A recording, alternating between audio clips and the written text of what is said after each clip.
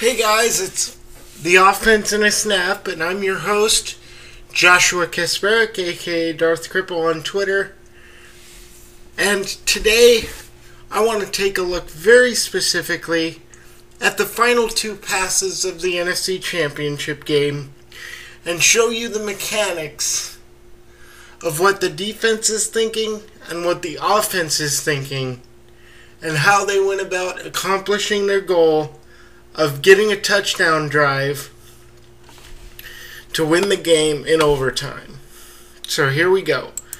So the first up pass, now you'll note that I posted the two video clips together specifically because I wanted to make sure that the video was in high definition, and because of my current membership at Vimeo, I only can post one HD clip, I believe it's a week. So I wanted to make sure this was in high definition so we could see everything well. So each, rather than split them into two clips and have one be poor quality, I decided to go this route. In fact, I would suggest not watching the clip necessarily until I kind of discuss the elements of each pass. But you can watch them as I'm talking. It's not a big deal. It's probably not going to affect anything. But if you're going to have to replay a lot because with the clips compressed together, it may make things hard to follow. I apologize for that. So anyway, let's get started on the first pass. This is, of course, the 35-yarder on 3rd and 6 to Doug Baldwin. You'll note I had to use the replay here because I couldn't get Doug's route on the actual broadcast of the play. So this made it just easier to see the mechanics of what Doug Baldwin was doing and how that helps Russell Wilson and disguises the defense a little bit, against the defense a little bit, as you had three receivers to the right of the offense here. And if you watch the defenders on the play first, you're going to note that they're playing tight coverage, but it's not pressed. They're not going to run full press. So in this case, Shields will run with Curse on a slant pattern here. And then Lockett will run a simple square-in pattern, and he'll get stopped by Tramon Williams. But what sets this up is that the corner in the slot, and I can't actually get his name right now, the corner in the slot is going to play this as though they're going to throw something quick.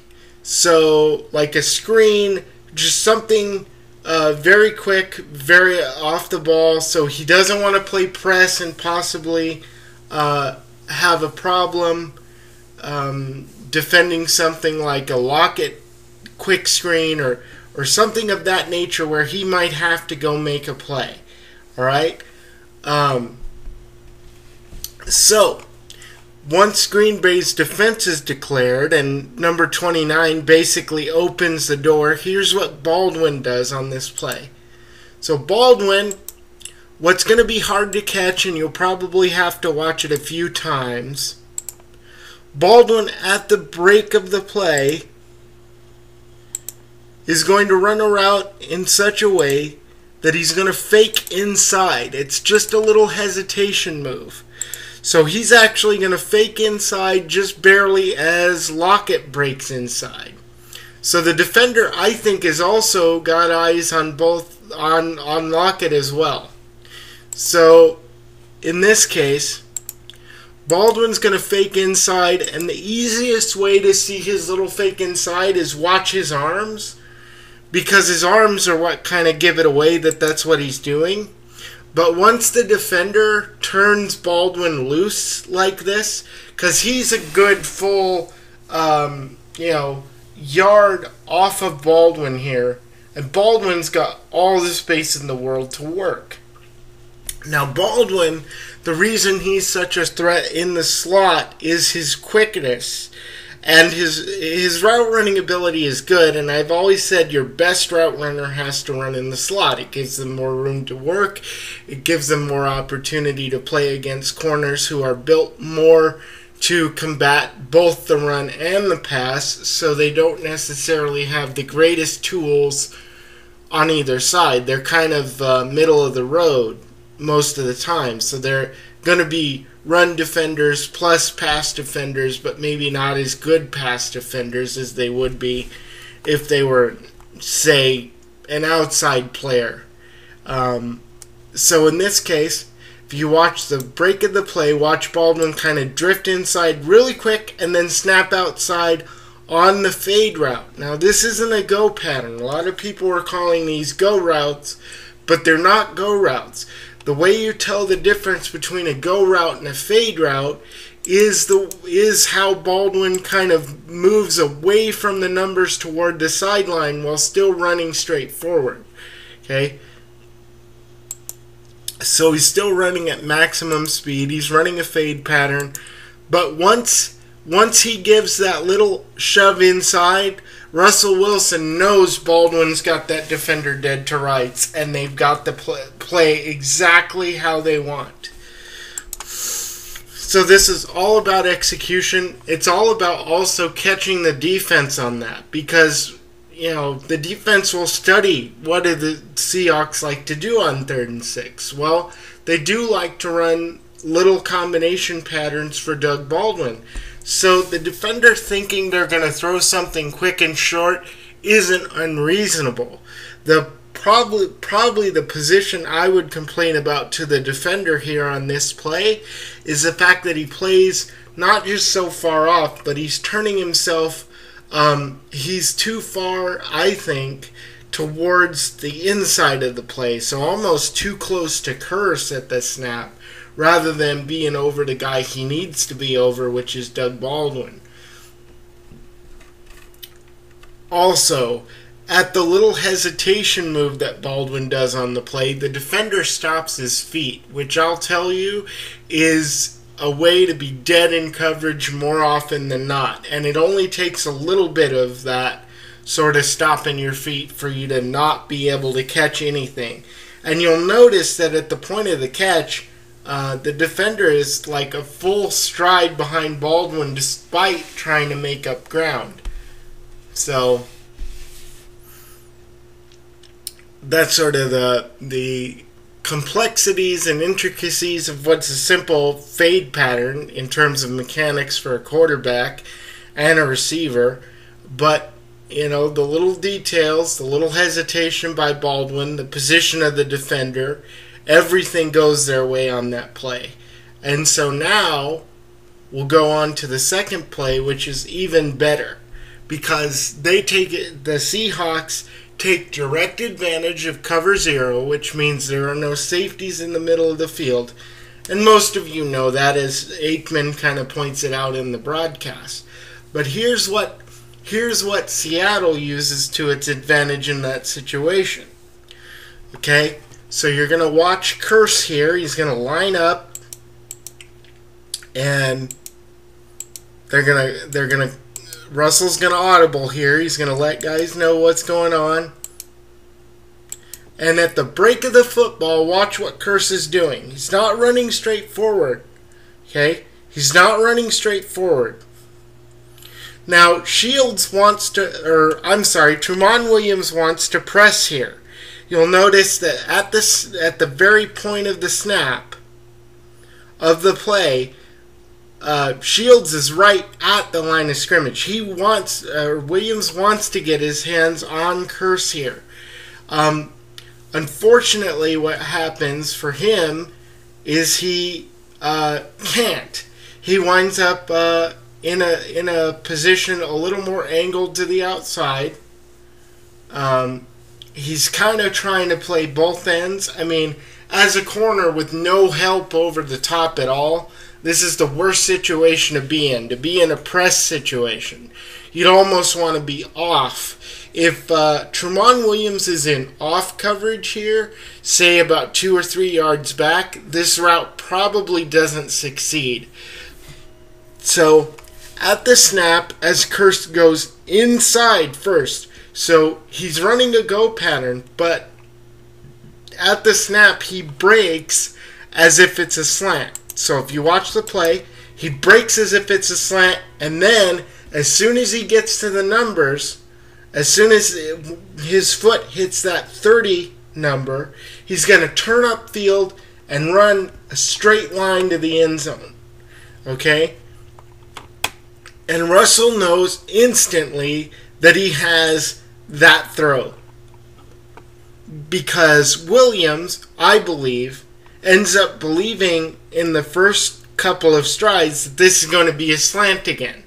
The slant that they missed twice earlier in the game, they tried to hit it. Maybe, he felt like they would throw it again. The coverage people certainly believe he's going to throw something quick because they're all kind of, sitting down. They're all kind of, sticks in the mud here.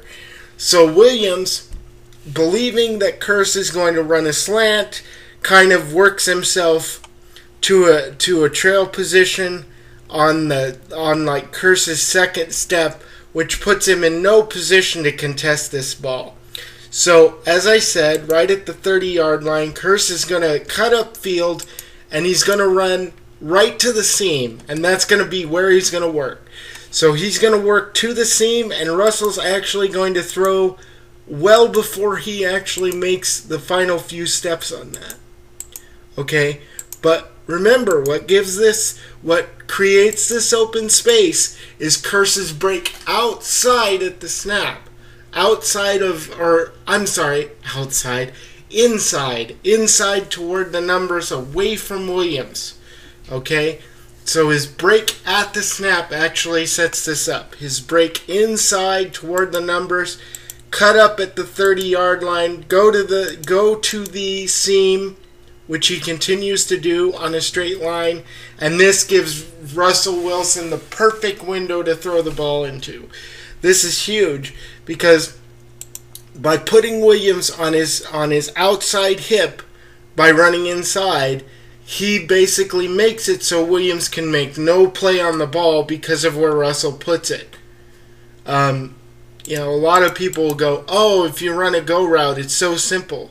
Well, if Curse just runs a straight line forward, he runs right into Williams. And Williams probably contests it, and, it's probably not successful. It's all about those 2 or 3 strides starting the play that sets it all up at the end. It's a great route by Curse. It's a great throw by Russ. But I think, when looking at this, you have to realize just how many mechanical things have to go right for you to set it up. But they also use the fact that Williams and Shields had seen that pass throughout the day, and so they were going to try to run something that looked like it again, and then in the end it wasn't what they thought it was. So that's my breakdown of these two passes. I think it's very interesting when you look at them, how the team was able to accomplish this, especially these last 2 passes. The 3rd and 6 is just a ridiculous achievement by Doug Baldwin and Russell Wilson in terms of timing and in terms of understanding the mechanics of what they're doing to basically pull off the perfect fade route against the look they had, which, if you're the slot corner for the Packers, what are you doing? I mean, that play for me, if you look at the slot corner, I guess he's thinking that they're going to throw a quick screen, but he is very poorly leveraged against anything Baldwin might do. I mean, Baldwin could very well run a out pattern here against Lockett's inside route and probably get open for another throw. I mean, really, it was just a terrible defensive alignment, or whatever call they had or whatever belief they had was, even if he believes it's a short pattern, he's so poorly leveraged against Baldwin here that, Baldwin's fake just makes him look like a jerk. And then just the second one, Curse's redemption. But this is what Curse does. Curse loves these go patterns. He's mechanically good at them, most of the time. And just really the defense gave him the opportunity to have that success. Deciding to run press in cover 0 is not an advantage for the Packers there. It's not an advantage for any team, really, to run total press coverage against cover 0. So, once Curse beats it with that inside move, Williams has no chance. So, there you have it, folks. Any advice, any comments on this? I'd appreciate it. Any questions, any thoughts? I hope to be able to do more of these in the future. Unfortunately, I got a little bit hung up with some illnesses and just the work with TWID and some of the other stuff was a little overwhelming, so I kind of fell behind on doing these kind of things because I'm cutting my own clips and that stuff. But I hope to do more of these in the future for you. And I've got a surprise cooking, so please be on the lookout for some new stuff that's actually going to be over the off season that I hope you guys will like. Okay, see you.